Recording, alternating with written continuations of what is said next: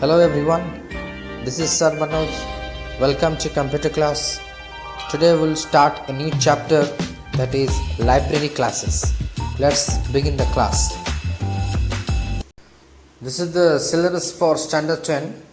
For the first round it will come standard 9 syllabus and library classes, string handling.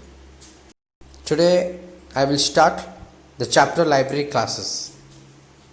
So in this chapter we will discuss Java packages, primitive and composite data type, wrapper class, conversions from string to primitive type and from primitive to string, input character by using scanner class and using input stream reader class, then character oriented functions, after that autoboxing, then unboxing, and at last we will discuss need of autoboxing and unboxing.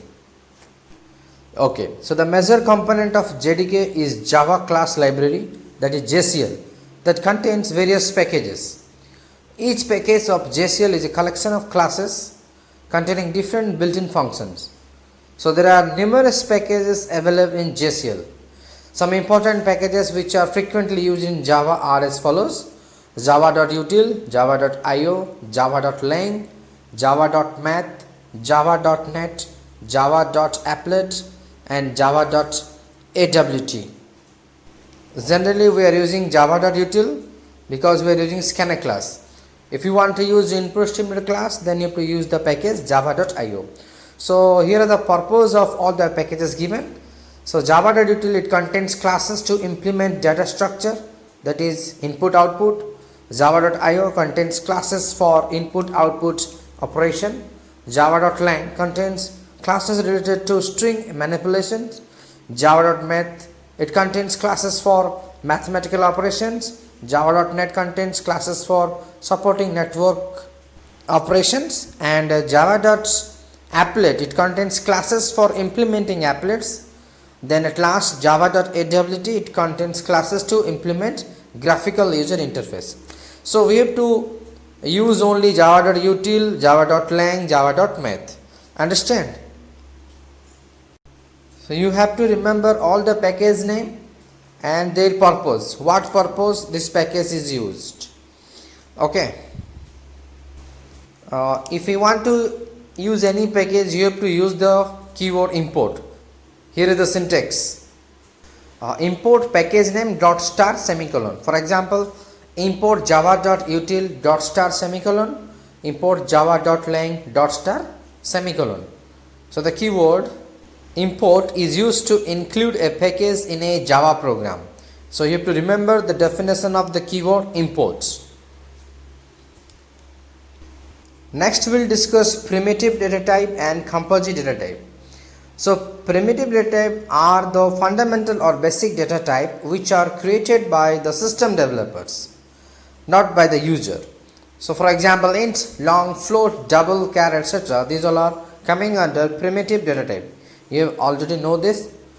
Then the composite data type, during programming, primitive data type are not always sufficient to handle complex operations.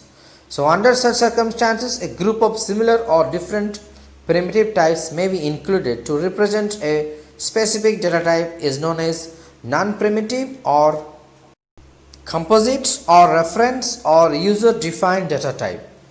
For example, array, class, objects, these all are composite data type. Interface also composite data type. Clear? Next we will discuss wrapper class. It is a part of Java library package, that is java.lang. The wrapper class is a class that contains a primitive data type. Whenever an object to a wrapper class is created, a field in memory is allocated to contain a primitive data. So generally there are 8 wrapper classes in Java. You can see left hand side wrapper class, right hand side primitive data type. The wrapper class starts with uppercase letter, whereas data type starts with lowercase letter. So sorts is wrapper class, whereas the primitive is small s. Similarly, bytes, int, long, float, double, boolean, character.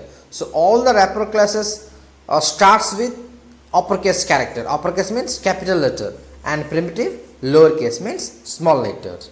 Understand? Now why we use wrapper class? So basically wrapper class contain primitive data values in terms of object. The wrapper class in Java serve two primitive purposes. Number one, to store primitive value in the object, and number two, to convert a string data into other primitive types, and vice versa. Okay, so today this much. Our next class will discuss the conversion of string to primitive and primitive to string. Here is the homework for you.